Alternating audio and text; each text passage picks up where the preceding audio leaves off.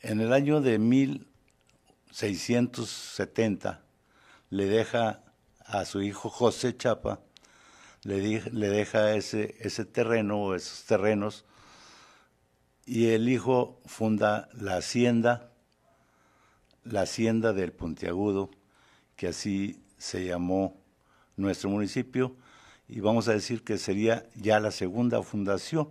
La primera sería el rancho, la segunda es la hacienda.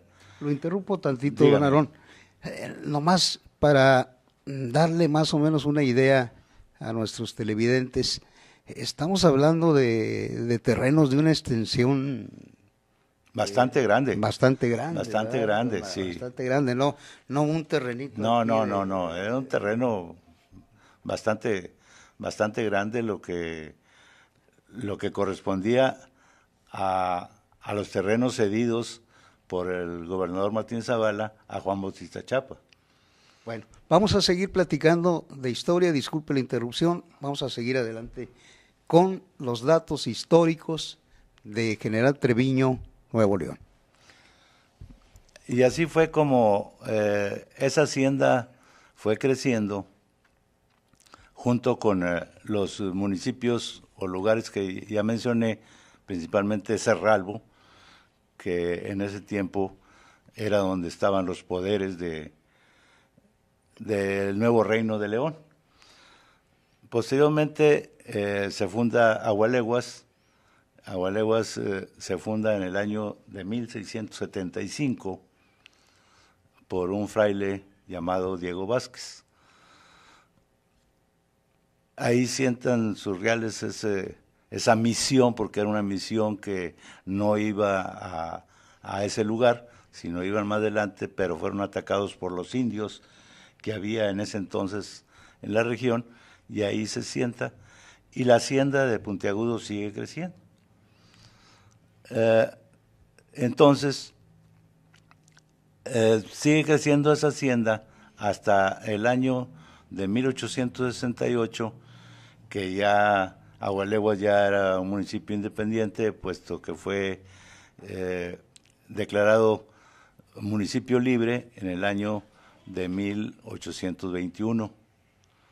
En enero de 1821 ya es declarado municipio libre Agualeguas, y la hacienda pertenece a Agualeguas.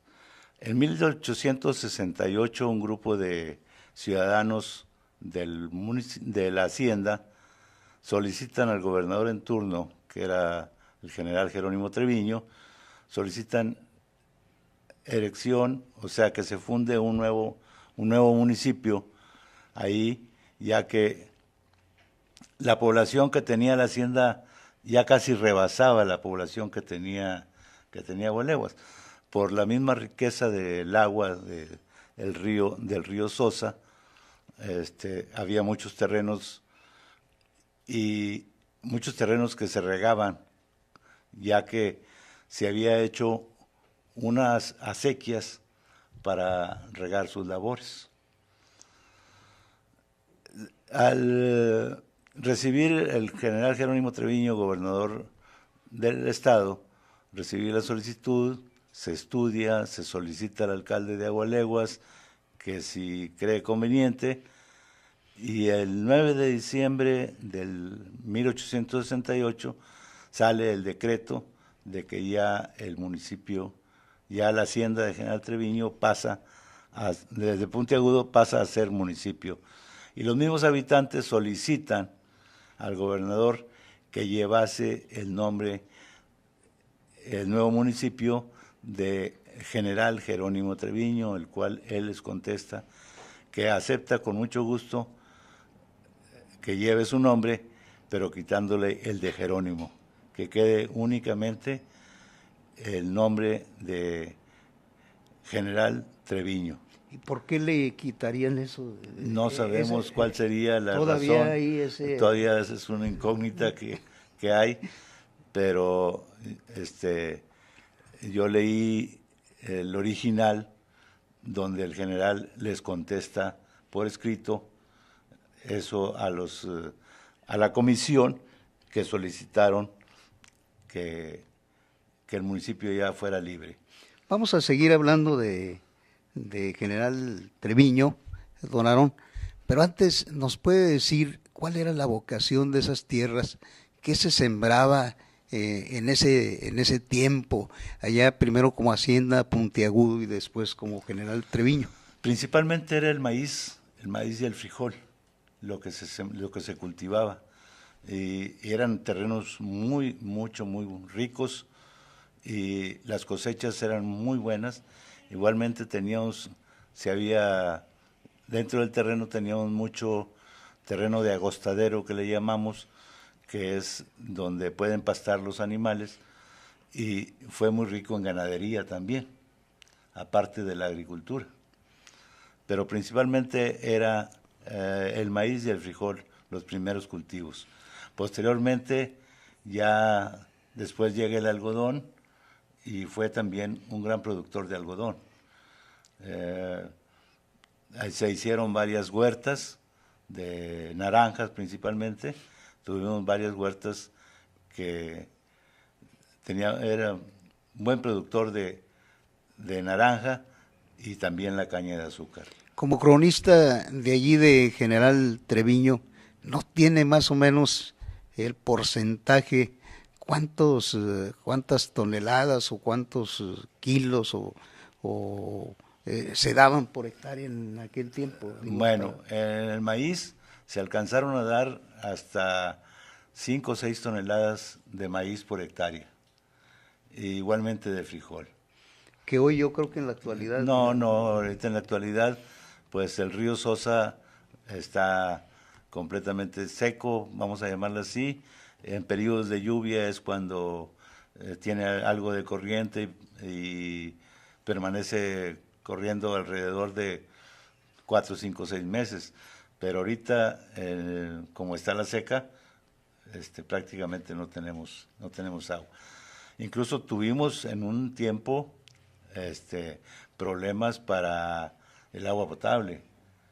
Nosotros estuvimos consumiendo y estamos consumiendo agua del municipio de Parás, porque los pozos que tenía el municipio se agotaron completamente. Se alcanzaron a hacer pozos hasta dentro de la base del río para poder tener agua potable. Le pregunto, don Aarón,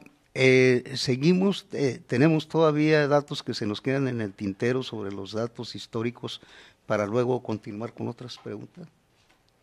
Pues creo que no, porque después podríamos hablar, después ya de la elección a Villa, ya podemos decir que dentro del ramo de la educación fue un municipio que se distinguió por tener la primera escuela de nivel superior en la región. Si es, como usted sabe, la escuela elemental, que le llamaban, era hasta 4º grado. Ya de 5º en adelante tendría que salirse del pueblo, y ya no era 5º, ya era pasar a la universidad, que no era universidad en ese entonces, era el famoso Colegio Civil, famosísimo Colegio Civil. Nosotros tuvimos en el municipio la primera escuela a nivel superior, a la cual asistieron gentes que venían desde San Antonio, Texas, Ciudad Mier, Camargo, Tamaulipas, Cerralbo, Agualeguas, varios municipios cercanos. Venían los muchachos a estudiar, y para pagar a los maestros se les cobraba una cuota de 10 pesos mensuales. Era con lo que se le cubría a los maestros, pero esa escuela estaba reconocida por el Colegio Civil, y de ahí salieron muchas gentes del pueblo que se vinieron a seguir sus carreras, tanto aquí a la capital de Nuevo León como al Distrito Federal. ¿Esa escuela ya no funciona, ya no pega? Esa escuela duró muy poco tiempo. Nuestro municipio ha sido un municipio muy político, y desgraciadamente empezó la política a intervenir dentro de la educación, y se cerró esa escuela, alcanzó a durar alrededor de 18 años, nada más. Desgraciadamente entonces la política echa a perder. La política echa a perder muchas cosas. Digo, porque era lo académico que no tenía, nada que ver. Incluso sin haber templo católico, el primer director de esa escuela era un sacerdote. Y allí comenzaron. De ahí empezó los problemas, aunque según los libros, según las gentes, nos comentaban de que el sacerdote no practicaba nada de la religión dentro de esa escuela. Pero de ahí empezaron los problemas. Empezó la grilla. Empezó la grilla, vamos a llamarle así. Empezó la grilla, sí. Vamos a seguir hablando de historia con mucho gusto, aquí en este programa Sábado de Historia con don Aarón Cadena. Estamos transmitiendo, le recuerdo al televidente, desde Treviño 1702, entre Martín de Zavala y América. Estamos aquí en vivo. Y bueno, don Aarón nos ha hablado maravillas de General Treviño, que es su pueblo natal, pero la falta de agua, la falta de fábricas, y muchas cosas más, otros factores han hecho que sean muy poquitos habitantes en el municipio. Creo que hablamos de 750, porque la mayoría se ha ido a los Estados Unidos a trabajar allá. Y qué mejor, don Aarón, para que nos platique sobre este problema que enfrenta este municipio.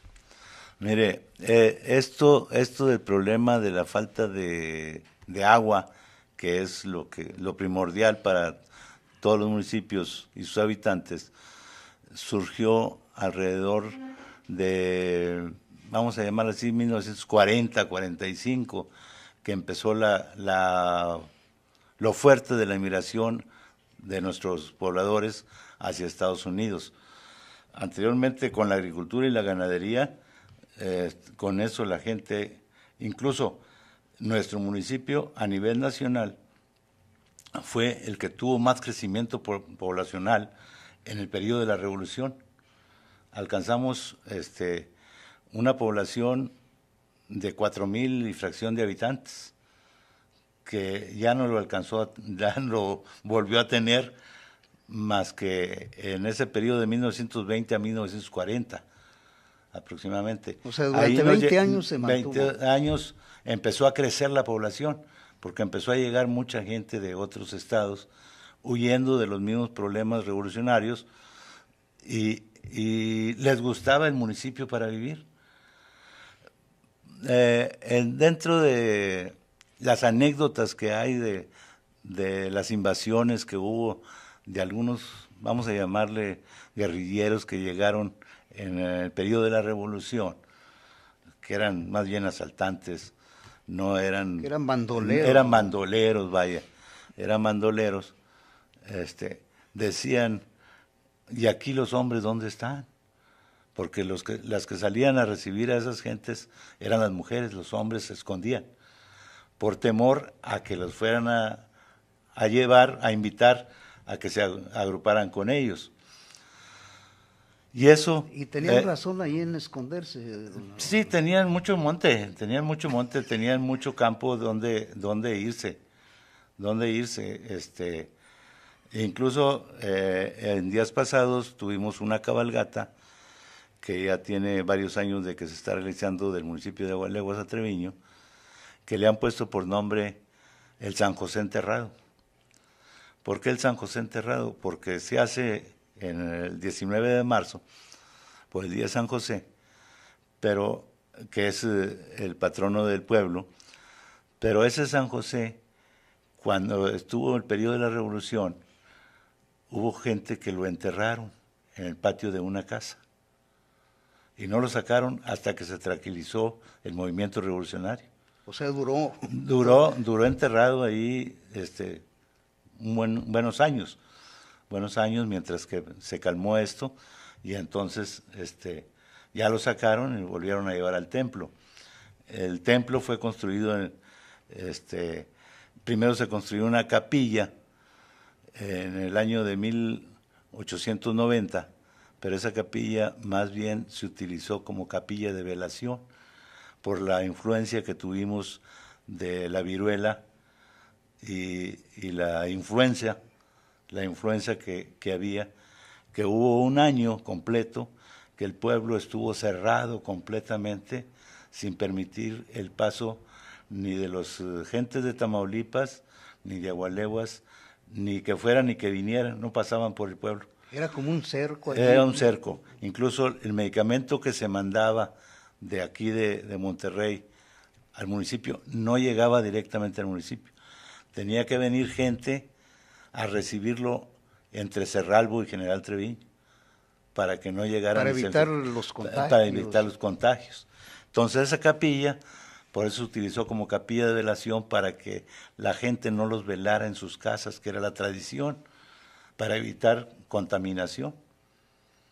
Perfecto. Oiga, don Aarón, y ahorita le seguimos con eso, pero me llama mucho la atención, recapitulando un poco de lo que cuenta, a las mujeres no les quedaba otra que recibir a los... Que recibiera a los bandoleros. A los bandoleros. Era lo que les quedaba a ellas, recibir a los bandoleros, apoyándose con uno de sus hijos, los más pequeños, para que no fueran maltratadas o no fueran abusadas de ellos. Y podemos hacer un homenaje, aunque sea un ratito aquí, para las mujeres de ese tiempo que supieron enfrentar. Pues, sí, ¿verdad? cómo no, esas señoras que supieron enfrentar a esos bandoleros, que pues dejaron una gran enseñanza para todas las mujeres y para los mismos hombres, ¿verdad? De que había que representar valentía, pero ellas mismas apoyaban a sus hombres para que no, como le decía, no fueran captados por esos bandoleros y se los llevaran o los maltrataran. ¿Ah? Oiga, algo se nos queda por ahí en el tintero, pero yo le quiero preguntar este problema del agua que se vive allí en su municipio.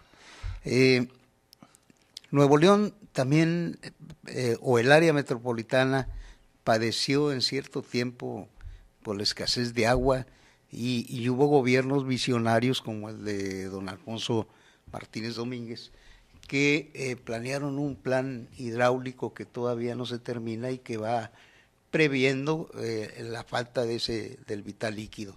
Aquí, ¿qué pasó? ¿No hubo visión de las autoridades para solucionar ese problema? ¿O qué fue lo que pasó? Mire, lo que pasó fue que lo mismo que mencionábamos ahorita con la cuestión de educación, la política. En Cerralbo se levantó una presa, la presa del Nogalito, que es precisamente donde nace el río Sosa. Que va a desembocar ahí. A Río Sosa, que es el que pasa por el municipio. De ese momento deja de pasar agua. Aparte, se les permitió a muchos agricultores o ganaderos que hicieran pozos profundos en las orillas o en las márgenes del río y extraer el agua para sus terrenos y para su ganado. Entonces fue secando la corriente del río.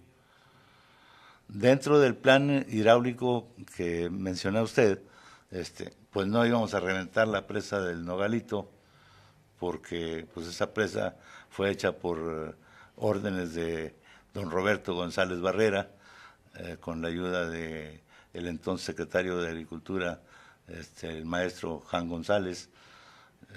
O sea, pura gente... Claro. Pilletuda. Claro, pura gente dentro de la política. Dentro de la política. Y pero no se sabía todo el daño que se le estaba haciendo. Sí, pues. Pero pues era primero Cerralbo, porque esa presa del Nogalito de Cerralbo pues iba a servir para lo mismo del agua potable de Cerralbo. Cuéntenos, don Aarón, la gente entonces, la mayor parte de la gente que vive o vivía o vive parcialmente en General Treviño se va a los Estados Unidos.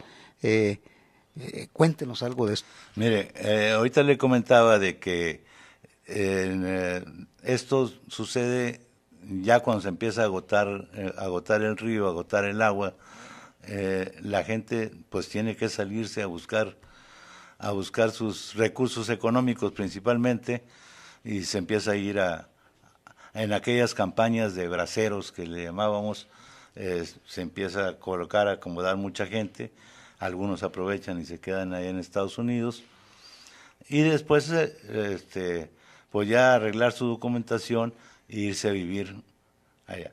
Así como se fueron a Estados Unidos, mucha gente se sale, principalmente a las ciudades de Laredo, México, de San Luis Potosí, de Tampico, a hacer negocios. No me explico ni sé por qué. La mayor parte de ellos fueron muebleros. El 95% de la gente que se salió del municipio, como que traían esa vocación, de poner mueblerías, o sería que en ese tiempo era lo que se veía que se movía un poquito más dentro de los comercios.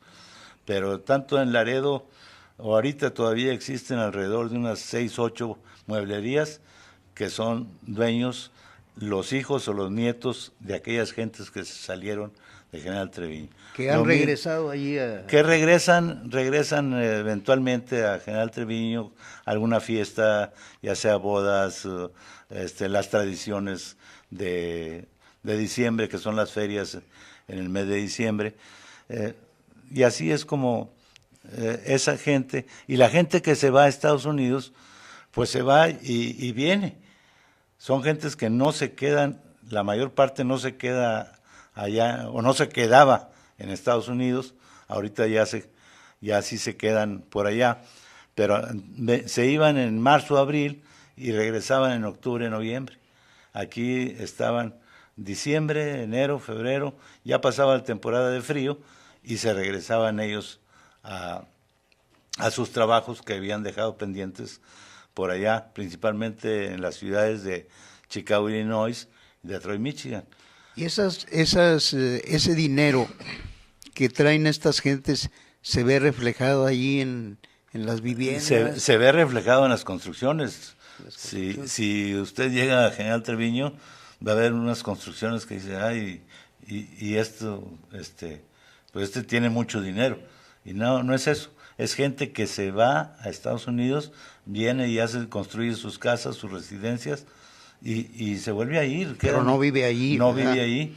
Esas residencias están 6, 8 meses cerradas. Cuéntenos, don Aarón, antes de entrar al programa nos contaba usted que en época de elecciones, curioso, pero la gente que vive en otras ciudades de Estados Unidos regresa al pueblo específicamente a votar. Así es una cosa curiosa, le comentaba.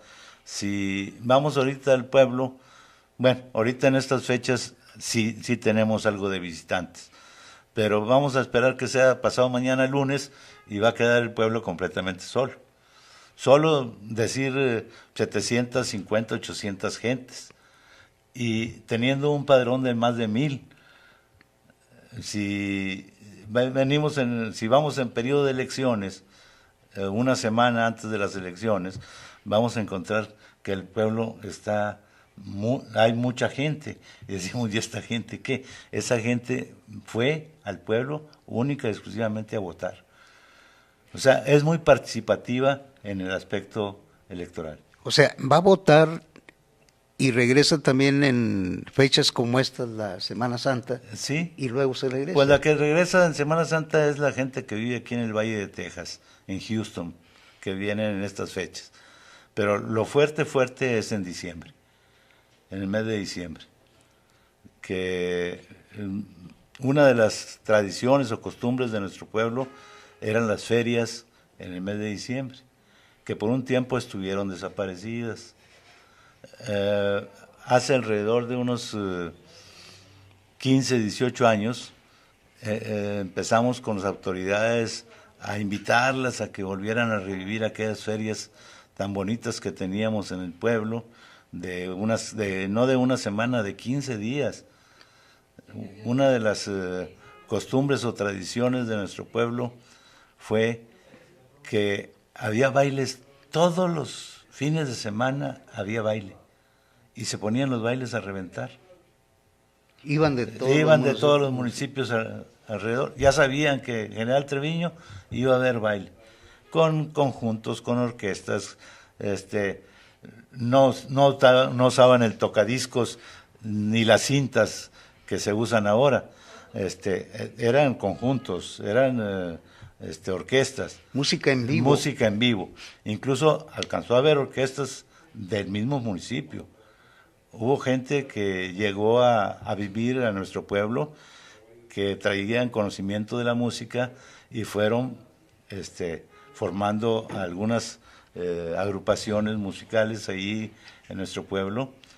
Podemos hablar de un señor, don Panchito, que le llamamos nosotros, Francisco Aguilar, que él venía huyendo de Guanajuato, por allá en 1918, sale de Guanajuato con la idea de incorporarse al ejército de Francisco Villa,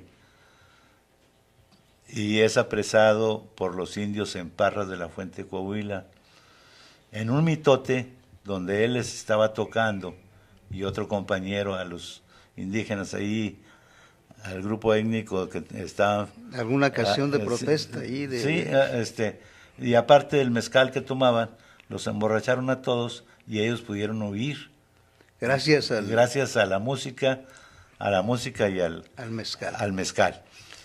Se viene huyendo él y recorre municipios como Galeana, como Linares, Montemorelos, se pasa a Ciudad Mier, y de Ciudad Mier se regresa a vivir a General Treviño. Esta persona era muy visionaria, una persona muy sencilla, y nos dejó una gran tradición ahí que ahora se está reviviendo. El hacer las famosas posadas. Ellos eran muy católicos, esa familia era muy católica, y ellos hacían unas fiestas de Navidad para todo el pueblo, a pesar de no estar muy bien económicamente, puesto que él era un dulcero y agricultor. Con lo poquito que recaudaban en el año, hacía buñuelos para todo el pueblo, tamales para todo el pueblo, un festival de premios para todo el pueblo. Y aparte les tocaba, varios de sus hijos formaban la orquesta que él formó, y hacía los bailes. No se vaya, vamos a continuar hablando de historia del municipio de General Treviño. Vamos a un corte y regresamos. Vamos a darle la...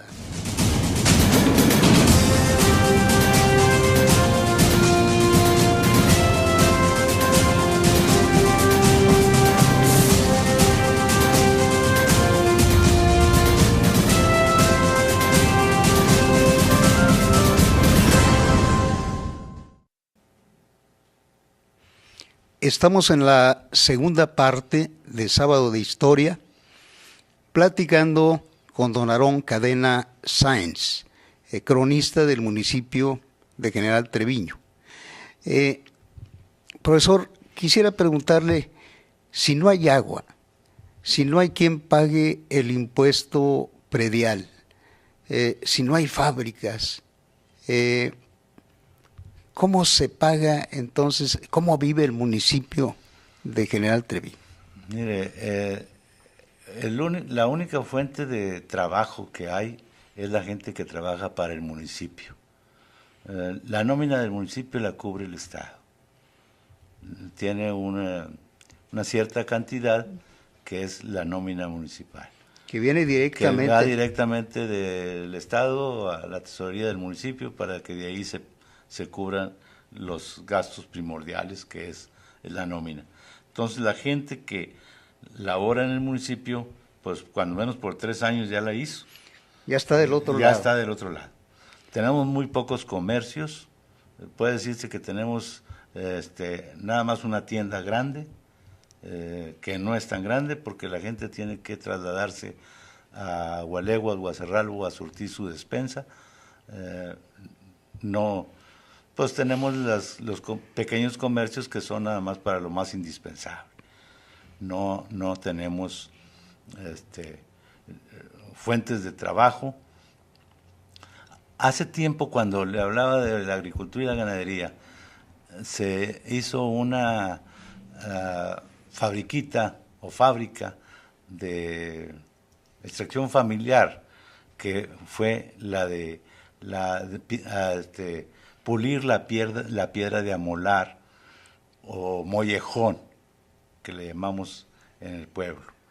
Esa piedra se empezó a pulir, se empezó a moldear y empezaron a construir algunas columnas o blocks para construir casas.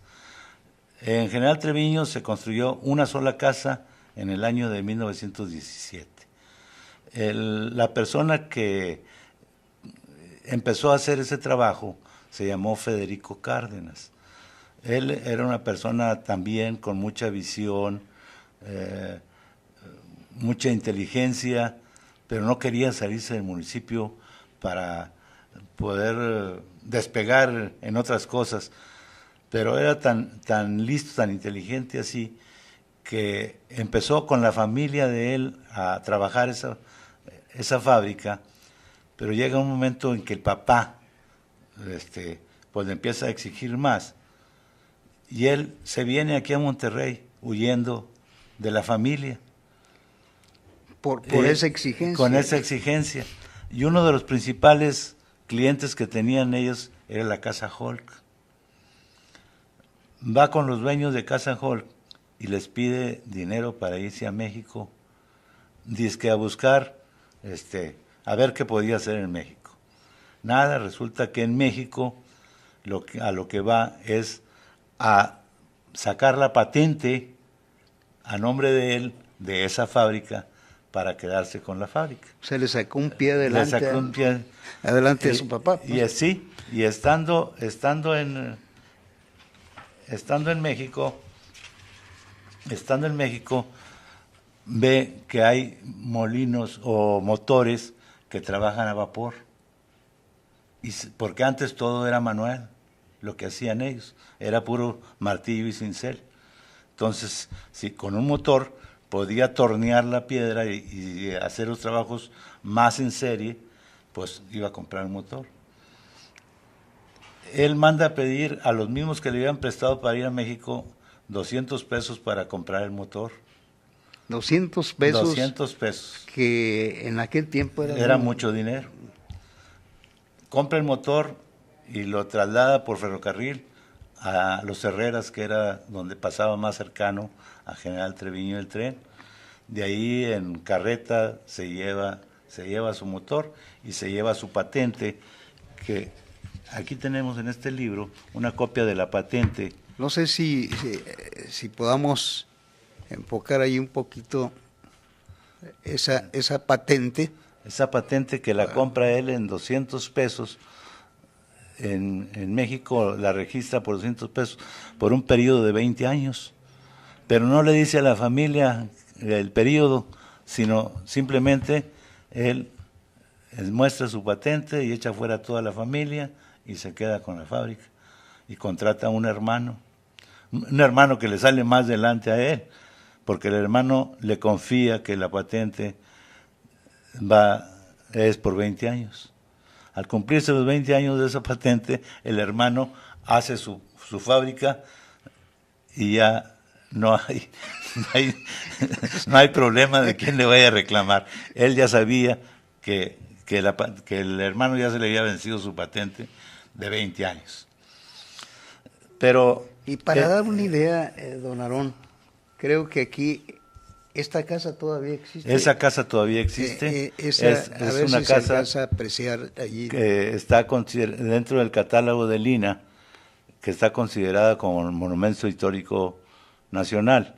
La hemos estado protegiendo de que le hagan arreglos por la parte de adentro de la casa, más no por fuera, por conservar la piedra tal y como está. Incluso en el arco, vemos que ahí tiene unas iniciales de el que mandó a hacer la casa y la fecha de 1917 en que quedó terminada la casa. Entonces, ahorita ya no vive gente ahí. Ahorita ya no vive gente, los dueños de la casa pues están en Estados Unidos, ya mayores, ya están un poco delicados. Ahorita esa fábrica la está trabajando un nieto de don Federico, el señor David Cárdenas, y está haciendo más que todo... A ver si podemos mostrarla. Más que todo está haciendo algunos trabajos de ornato, como son maceteros, como el que estoy mostrando ahorita en la fotografía, que es un buzón de los que se utilizan mucho en los Estados Unidos. Bancas, asadores, etcétera, es lo que se ha estado... Y es su modus vivendi de él. Y es el modus vivendi de él. Pero es la única persona que es la única persona que trabaja. Claro, en la extracción de la piedra, pues contrata a 2, 3 muchachos, se los lleva al lugar donde está esa piedra, sacan algunos pedazos muy grandes, de 5, 8, 10 toneladas, utilizan una camioneta o un camioncito para trasladarlo a su casa y ahí... Y mediante una carrucha... una carrucha, ahí se empieza a trabajar. Claro, ya él ya está trabajando, ya está un poquito más adelantado, él ya está usando la computación para la elaboración de estos trabajos. Es un trabajo ingrato, podríamos decir. Sí, ¿verdad? Sí. Y que no cualquiera lo hace, no cualquiera lo hace. Esta fotografía que les mostré es de cuando la fábrica cumple 100 años, que fue un 4 de julio, cuando se fundó un 4 de julio de 1904, cuando llega la patente. Estamos hablando ya de que antes se hacía manual y a puro cincel y martillo. Algunas piezas se utilizan para, ahorita decimos nosotros, para sacarle filo a los cuchillos, navajas, machetes, etcétera. Creo que por aquí se venden en una casa comercial de aquí de Monterrey. Tiene entregas de 400-500 piezas al año. Son unos especies de ladrillitos que se utilizan para... O sea, pero no esa grande... No esa grande escala, no esa grande escala. Nada de lo que hace ahorita es a grande escala. Anteriormente, cuando se hacían los famosos mollejones que le llamamos nosotros, era una rueda con una anchura de 6 a 8 pulgadas y algunas tenían diámetros hasta de 1,20, pesaba más de 1 tonelada cada piedra. Se utilizaba mucho en las fábricas de vidrio para pulir el vidrio. Y el polvo que suelta esa piedra, se vio por algunos ingenieros de aquí de vidriera y de cristalería que podría servir para la fabricación del cristal cortado. Se hizo un estudio, pero se vio que la cantidad de piedra que había no llegaba a nada a satisfacer una empresa para una producción importante. Estos mollejones o estas piedras de amolar se estuvieron exportando a Nueva York, a Alemania, a Italia, que por cierto el día que estuvimos ahí festejando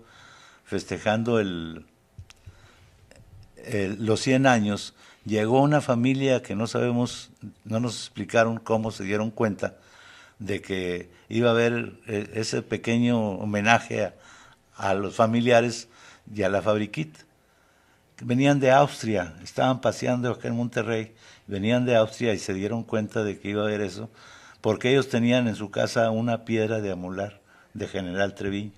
Ah, de General Treviño. De General Treviño, cosa que nos sorprendió bastante y estuvimos platicando brevemente con esa familia, se nos perdieron entre la multitud y ya no pudimos hacerles una entrevista más profunda de cómo fue a dar esa piedra hasta su casa en Austria.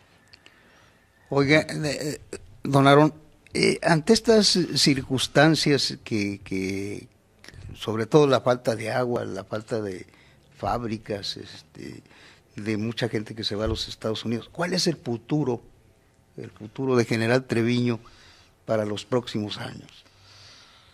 Pues está un poquito difícil responderle a su pregunta si no hay una intervención de las autoridades y de algunas gentes del mismo municipio de General Treviño. Tuvimos algunos industriales aquí en Monterrey que los invitamos en algunas ocasiones a llevar sus pequeñas fábricas a General Treviño, pero ellos hacían estudios y veían que no había la posibilidad de que fueran a superar. Por ejemplo, los acumuladores Omega, el dueño de acumuladores Omega era de General Treviño, el dueño de acumuladores Marino era de General Treviño, el dueño de acumuladores Mocart era de General Treviño, el dueño de acumuladores Simsa era de General Treviño, todos ellos... Pura gente emprendedora. Pues. Pura gente emprendedora, que se vinieron a trabajar en sus tiempos, allá en 1940, 1938, 40, se vinieron a trabajar a LTH. Y de ahí aprendieron a elaborar baterías y se salieron y hicieron sus propias fabriquitas, ¿verdad? Pues de aquella grande empresa que estuvo en Félix U. Gómez y Washington, Marino, don Marcelo Hinojosa, un gran emprendedor que pues desgraciadamente ya se nos adelantó en el camino, pero tenía raíces. Él hizo mucho por General Treviño, bastante, pero nunca optó por llevarse parte de su empresa a General Treviño. Don Aarón, el tiempo se nos ha venido encima. Nomás quisiera preguntarle, por último, ¿cómo es la relación de un cronista con el Ayuntamiento de Monterrey, sobre todo que vive en precarias condiciones? Aquí el cronista lo hace por amor al arte, le pagan un sueldo, pone de su bolsa. ¿Cómo es esa relación?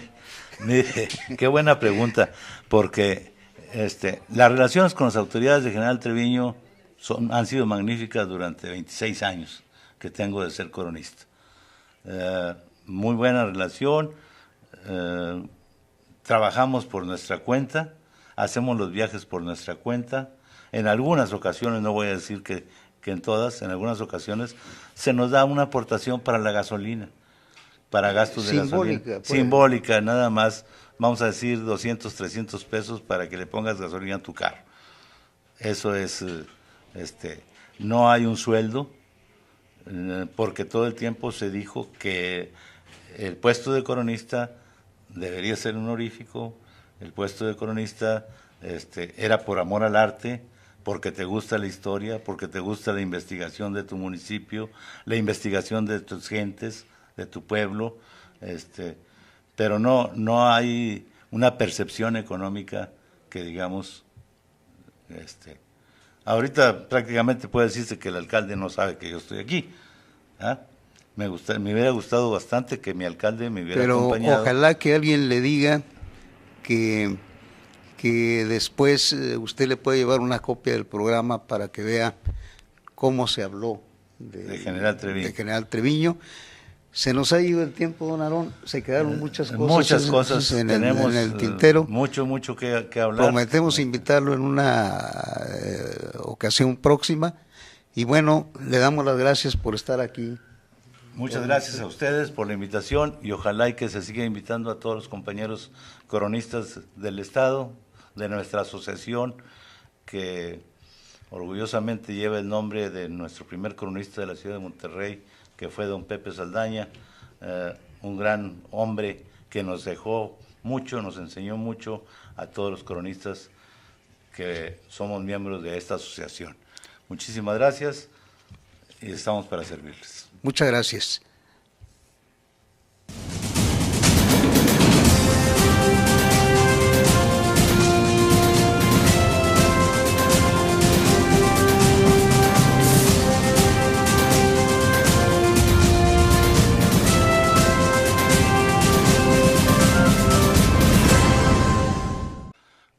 Y muchos terrenos que se regaban, ya que se había hecho unas acequias para regar sus labores. Al recibir el general Jerónimo Treviño, gobernador del estado, recibir la solicitud, se estudia, se solicita al alcalde de Agualeguas que si cree conveniente, y el 9 de diciembre del 1868 sale el decreto de que ya el municipio, ya la hacienda de General Treviño desde Puntiagudo pasa a ser municipio. Y los mismos habitantes solicitan al gobernador que llevase el nombre, el nuevo municipio de General Jerónimo Treviño, el cual él les contesta que acepta con mucho gusto que lleve su nombre, pero quitándole el de Jerónimo, que quede únicamente el nombre de General Treviño. ¿Y por qué le quitarían eso? No sabemos cuál sería la todavía razón. Todavía es una incógnita que hay, pero yo leí el original donde el general les contesta por escrito eso a la comisión que solicitaron que el municipio ya fuera libre. Vamos a seguir hablando de General Treviño, don Aarón, pero... Pues el río Sosa está completamente seco, vamos a llamarlo así. En periodos de lluvia es cuando tiene algo de corriente y permanece corriendo alrededor de 4, 5, 6 meses, pero ahorita como está la seca, prácticamente no tenemos agua. Incluso tuvimos en un tiempo problemas para el agua potable. Nosotros estuvimos consumiendo y estamos consumiendo agua del municipio de Parás, porque los pozos que tenía el municipio se agotaron completamente. Se alcanzaron a hacer pozos hasta dentro de la base del río para poder tener agua potable. Le pregunto, don Aarón, tenemos todavía datos que se nos quedan en el tintero sobre los datos históricos para luego continuar con otras preguntas. Pues creo que no, porque después podríamos hablar, después ya de la elección a Villa, ya podemos decir que dentro del ramo de la educación fue un municipio que se distinguió por tener la primera escuela de nivel superior en la región. Si es, como usted sabe, la escuela elemental, que le llamaban, en el año de 1670 le deja a su hijo José Chapa, le deja ese terreno o esos terrenos, y el hijo funda la hacienda del Puntiagudo, que así se llamó nuestro municipio, y vamos a decir que sería ya la segunda fundación. La primera sería el rancho, la segunda es la hacienda. Lo interrumpo tantito, Dígame. Don Aarón, nomás para darle más o menos una idea a nuestros televidentes. Estamos hablando de terrenos de una extensión bastante grande. Bastante grande. Bastante ¿verdad? grande, sí. Bastante grande, no un terrenito. No, era un terreno bastante grande, lo que correspondía a los terrenos cedidos por el gobernador Martín Zavala a Juan Bautista Chapa. Bueno, vamos a seguir platicando de historia, disculpe la interrupción, vamos a seguir adelante con los datos históricos de General Treviño, Nuevo León. Y así fue como esa hacienda fue creciendo junto con los municipios o lugares que ya mencioné, principalmente Cerralbo, que en ese tiempo era donde estaban los poderes del nuevo Reino de León. Posteriormente se funda Agualeguas. Agualeguas se funda en el año de 1675 por un fraile llamado Diego Vázquez. Ahí sientan sus reales esa misión, porque era una misión que no iba a ese lugar, sino iban más adelante, pero fueron atacados por los indios que había en ese entonces en la región, y ahí se sienta, y la hacienda de Puntiagudo sigue creciendo. Entonces, sigue creciendo esa hacienda hasta el año de 1868, que ya Agualeguas ya era un municipio independiente, puesto que fue declarado municipio libre en el año de 1821. En enero de 1821 ya es declarado municipio libre Agualeguas, y la hacienda pertenece a Agualeguas. En 1868 un grupo de ciudadanos de la hacienda solicitan al gobernador en turno, que era el general Jerónimo Treviño, solicitan erección, o sea, que se funde un nuevo municipio ahí, ya que la población que tenía la hacienda ya casi rebasaba la población que tenía Agualeguas, por la misma riqueza del agua del río Sosa. Había muchos terrenos. Antes, ¿nos puede decir cuál era la vocación de esas tierras? ¿Qué se sembraba en ese tiempo, allá primero como Hacienda Puntiagudo y después como General Treviño? Principalmente era el maíz y el frijol, lo que se cultivaba. Y eran terrenos muy ricos, y las cosechas eran muy buenas. Igualmente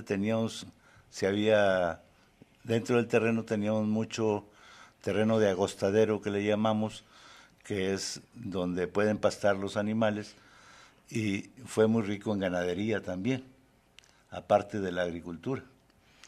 Pero principalmente era el maíz y el frijol los primeros cultivos. Posteriormente, ya después llega el algodón, y fue también un gran productor de algodón. Se hicieron varias huertas de naranjas principalmente.